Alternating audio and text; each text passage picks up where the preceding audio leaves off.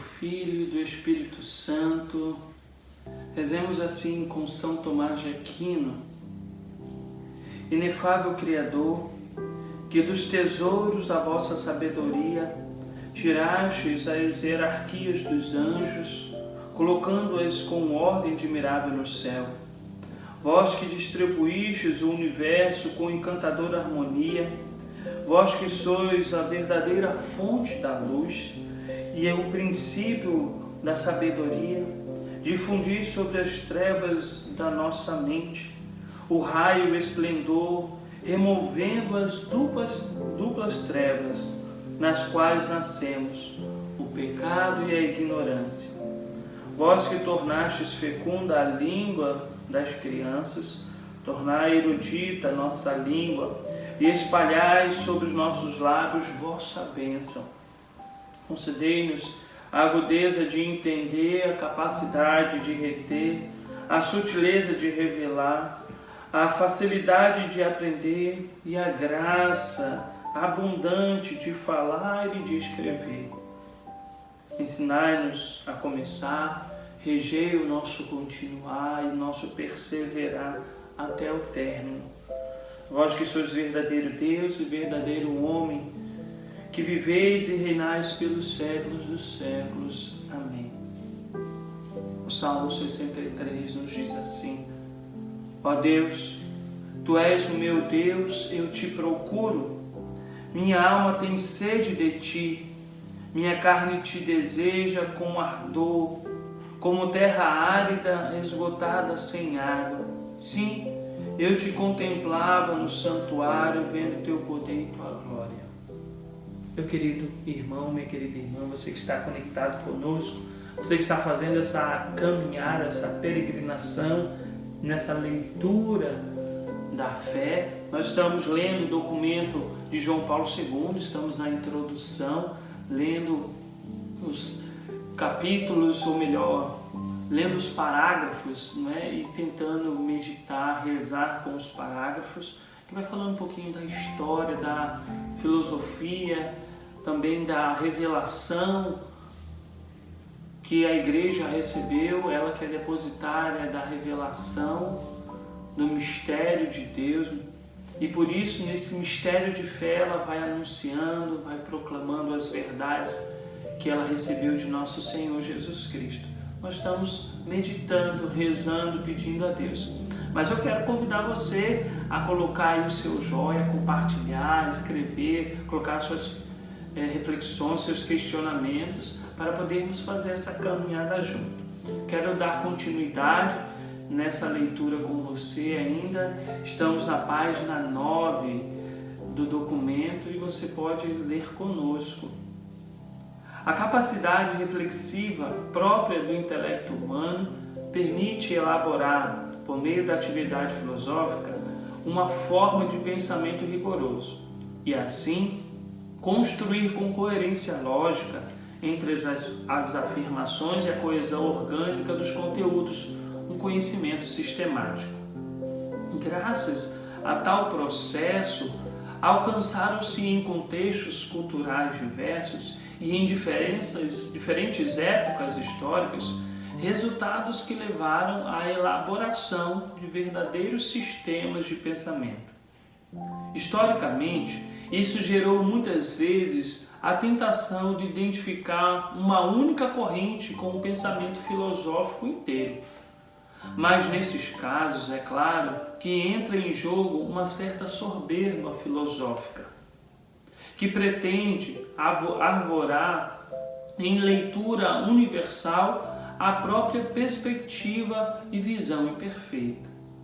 Na realidade, cada sistema filosófico, sempre no respeito da sua integridade e livre de qualquer instrumentalização, deve reconhecer a propriedade do pensar filosófico, de que teve origem e qual deve coerentemente servir.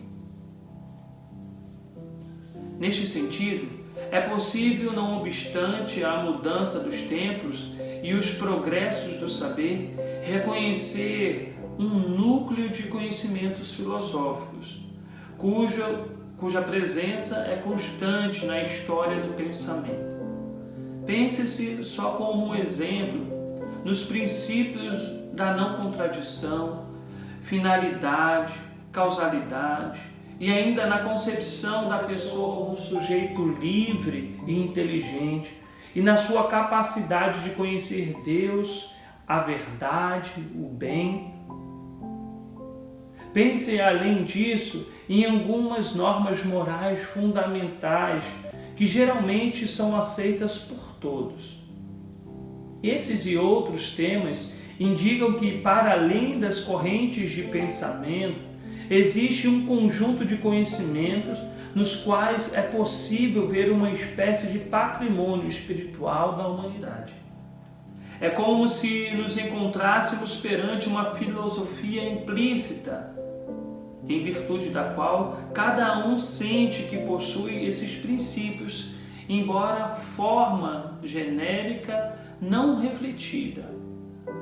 Esses conhecimentos, precisamente porque partilhados em certa medida por todos, deveriam constituir uma espécie de ponto de referência para as diversas escolas filosóficas.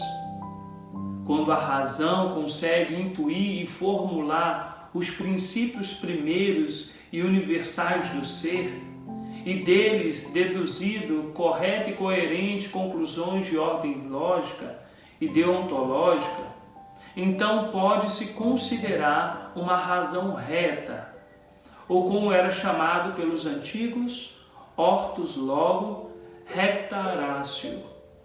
Olha, você que está nos acompanhando, lendo conosco, você depois pode procurar no dicionário essa palavra, lógica, deontológica, para que você possa meditar também um pouco sobre isso. Aqui se falou de filosofia implícita, se falou da coesão, se falou aqui também da inteligência, a capacidade de conhecer a Deus, o bem, a não contradição. São termos filosóficos que você vai vendo nas correntes filosóficas. São tantos termos que nós precisamos para poder entendermos um pouco mais esse documento e as nossas leituras, a gente ter essa referência, esse termos basilar, né? Então é importante procurarmos, buscarmos nos nossos dicionários para confrontarmos e entendermos um pouco mais, porque depois nós vamos entrar nas correntes filosóficas, nos pensamentos.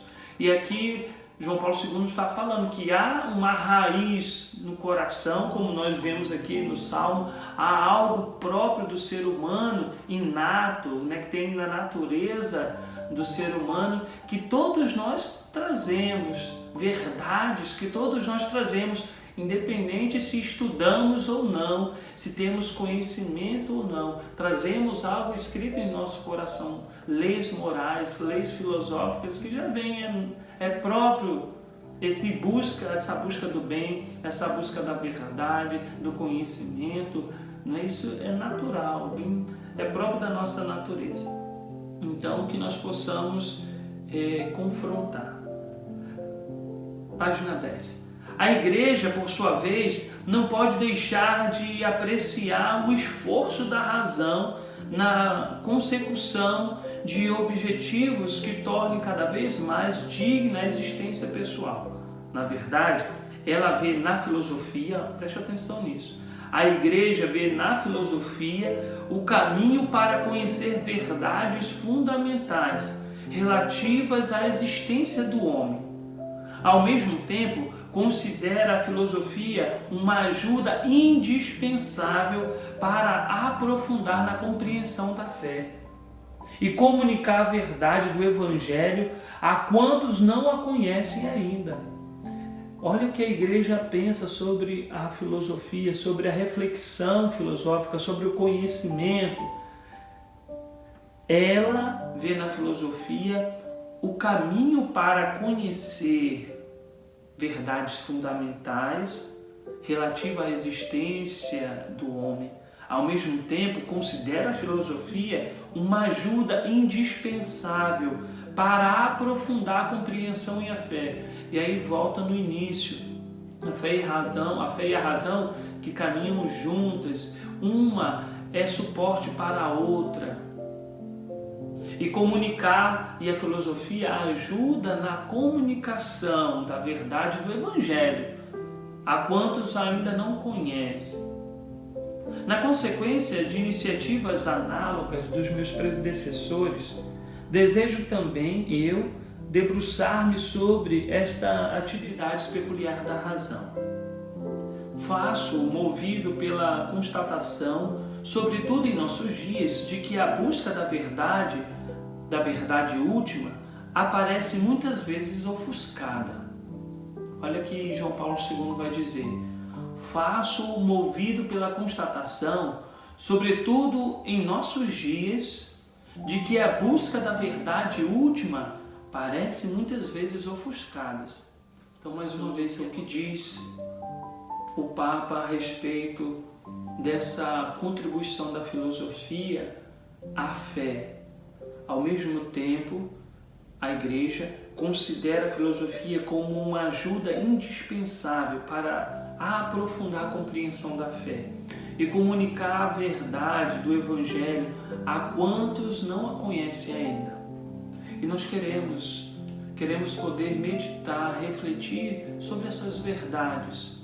Como eu dizia, a Igreja que recebeu, é depositária dessa revelação, recebeu do próprio Cristo essa revelação. Então, que ela possa guardar e salvaguardar no anúncio, porque é justamente esse movimento, guardar a verdade, não é reter para si, mas é anunciá-la, é fazê-la conhecer. Esse é o movimento que a Igreja quer fazer. E não é uma verdade qualquer, é a verdade anunciada por nosso Senhor Jesus Cristo. E essa é a nossa fé. Nós queremos usar e refletir junto com a filosofia, a mãe da sabedoria. Nós queremos justamente refletir de forma filosófica, lógica, justamente o pensamento da revelação, aquilo que Jesus nos deixou. Então, meus queridos irmãos e irmãs, que você está conosco, caminhando, peregrinando, que você possa pedir mesmo a Deus que abra o seu coração, a sua mente, para que você possa confrontar com gentileza, confrontar com caridade, aquilo que você até hoje descobriu, até hoje você sabe, e deixar que a luz do céu, que o Espírito Santo, que é o doador da sabedoria, do dom de Deus, venha preencher os nossos vazios, as nossas trevas. Peçamos à Virgem Maria, Nossa Senhora, Mãe da Sabedoria, Mãe da Igreja, que interceda por nós nessa caminhada de reflexão, de leitura da fé. Ave Maria, cheia de graça, o Senhor é convosco, bendita sois vós entre as mulheres, bendito é o fruto do vosso ventre, Jesus. Santa Maria, Mãe de Deus, rogai por nós pecadores, agora e na hora de nossa morte. Amém. O Senhor Deus Todo-Poderoso abençoe nós que estamos nessa caminhada. Em nome do Pai, do Filho e do Espírito Santo. Amém.